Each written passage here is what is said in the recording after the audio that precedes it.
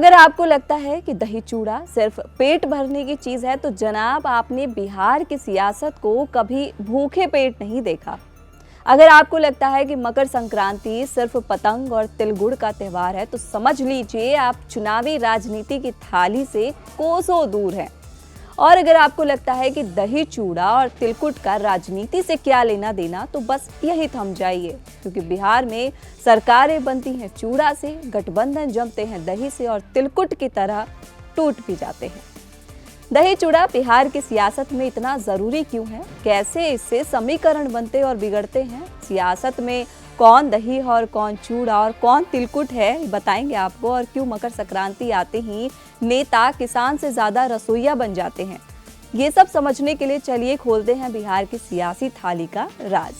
गया जी के तिलकुट, दियारा की दही और भागलपुरी चूड़ा खाते ही नेताओं के मन बदलने लगते हैं, यूं कहें कि डोलने लगते हैं। मकर संक्रांति पर दही चूड़ा का दायरा बिहार से बढ़कर दिल्ली तक पहुंचा हुआ है। बिहार के नेता दिल्ली में भी अब मकर संक्रांति पर दही चूड़ा के भोज का आयोजन करने लगे हैं।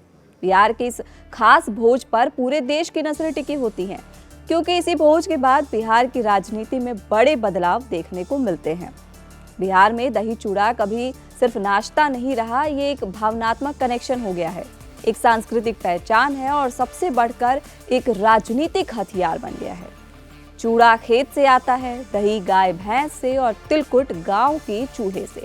यानी जब कोई नेता दही चूड़ा खाता है तो वो सिर्फ खाना नहीं खा रहा, बल्कि ये संदेश दे रहा होता है कि मैं भी आपकी तरह ही हूँ, मैं भी आम जनता ही हूँ। अब सवाल ये है कि नेता ये क्यों साबित करना चाहता है, तो जवाब सीधा है, क्योंकि बिहार का वोटर पोस्टर से नहीं बल्कि प्लेट देखकर भरोसा करता है। हर जाति हर वर्ग की अपनी अपनी थाली है और इसी थाली से साधी जाती है सियासत। यादव समाज में दही चूड़ा का अलग महत्व है, कुशवाहा समाज में अलग परंपरा है, ब्राह्मण, भूमियार, राजपूत सबकी थाली में अलग अलग स्वाद है और स्मार्ट नेता वो है जो सबकी थाली में जगह बना ले। यही वजह है कि मकर संक्रांति के आसपास हर नेता अचानक न्योता देना शुरू कर देता है, 5 सितारा होटल भूल जाता है और पीतल की थाली पकड़ लेता है। दही चूड़ा भोज असल में एक राजनीतिक ट्रेलर होता है, पूरी फिल्म बाद में आती है। यहाँ नेता पूछता है चूड़ा कम है या दही ज्यादा, और यही सवाल तय करता है कौन अपना और कौन पराया। अब समझिए सियासत में कौन क्या है। दही कौन है? दही वो नेता है जो सबको जोड़ता है, जो तीखा नहीं ठंडा है, जो बिगड़े स्वाद को संभाल ले। राजनीति में दही होते हैं सेंटरिस्ट नेता जो गठबंधन बनवाते हैं, जो झगड़े में बीच बचाव करते हैं। दही बिना चूड़ा सूखा है और चूड़ा बिना दही अधूरा है। अब चूड़ा कौन है? चूड़ा है आधार बहुमत, यानी कि जमीन से जुड़ा वोटर। राजनीति में चूड़ा होता है जनता। चूड़ा अकेले खाया जा सकता है पर दही के साथ उसका स्वाद बढ़ता है। नेता जानते हैं अगर चूड़ा हाथ से फिसला तो प्लेट खाली हो जाएगी। अब सबसे खतरनाक चीज, तिलकुट कौन है? तिलकुट मीठा है पर कड़ा भी, और राजनीति में तिलकुट होते हैं पुराने नेता, बागी, नाराज सहयोगी। ऊपर से मीठे लेकिन अंदर से सख्त, ज्यादा दबाओगे तो टूट जाएंगे। मतलब उन्हें साथ लेकर चलना बड़ा जरूरी हो जाता है। अब आते हैं असली मसाले पर।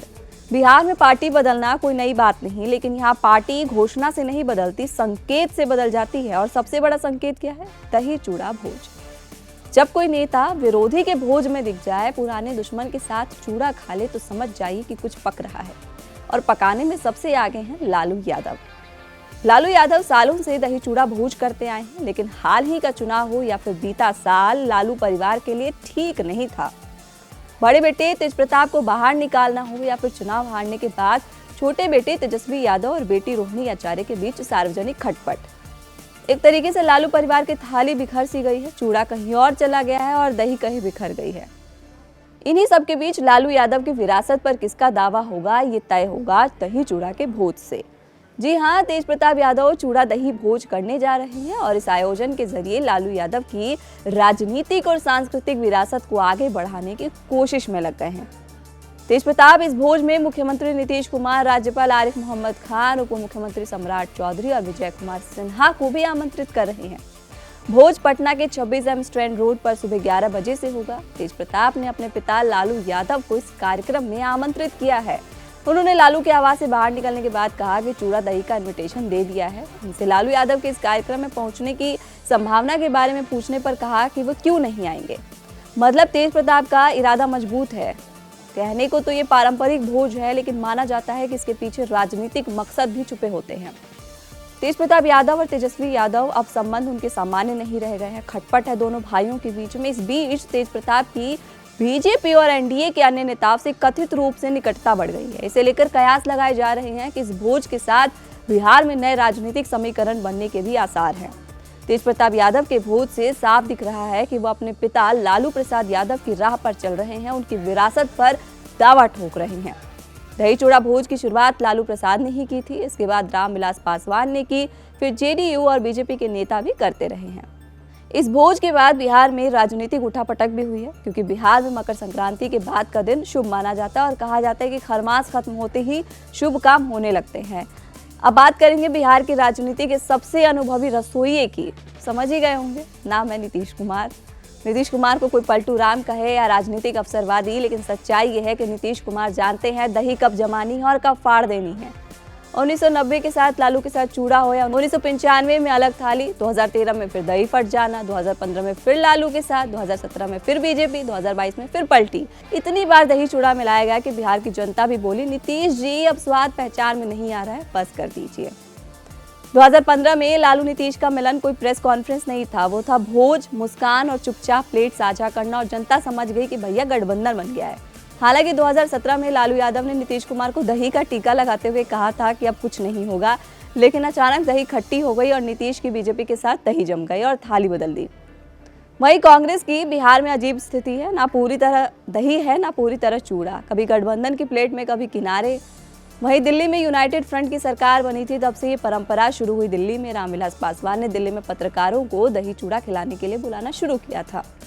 रामविलास पासवान के दही चूड़ा भोज में 2015 में पीएम मोदी समेत बीजेपी के कई नेता शामिल हुए थे। उसी साल 2015 में नीतीश कुमार ने एनडीए का साथ छोड़ दिया था। लेकिन दिल्ली के पत्रकारों को दही चूड़ा का असली स्वाद पूर्व केंद्रीय मंत्री रघुवंश प्रसाद सिंह के भोज में मिला करता था। वहीं इस साल रामविलास पासवान की परंपरा को आगे बढ़ाते हुए चिराग पासवान पटना और दिल्ली में दही चूड़ा भोज दे रहे हैं। खैर, ये तो बात हो गई भोज की, मिलन और मिलाप की।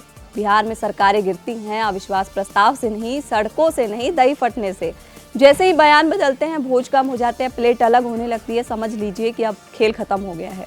सबसे जरूरी बात, बिहार की जनता मूर्ख तो है नहीं, वो जानती है कि कौन असली दही है, कौन मिलावटी और कौन सिर्फ तिलकुट बनकर आया है। जनता देखती है कि कौन सिर्फ खाने आया और कौन साथ निभाने। तो अगर आप किसी नेता को देखें मकर संक्रांति पर पीतल की थाली में दही चूड़ा खाते हुए, तो समझ जाइए त्योहार नहीं ट्रेलर है। और आखिरी बात याद रखिए, जहां दही जमी वहां सरकार बनी, जहां तिलकुट टूटा वहां गठबंधन गिरा। फिलहाल इस वीडियो में इतना ही। आपको ये जानकारी कैसी लगी कमेंट बॉक्स में हमें जरूर बताएं। साथ ही ऐसी और भी जानकारियों के लिए हमारे चैनल कड़क को सब्सक्राइब करना बिल्कुल ना भूलें।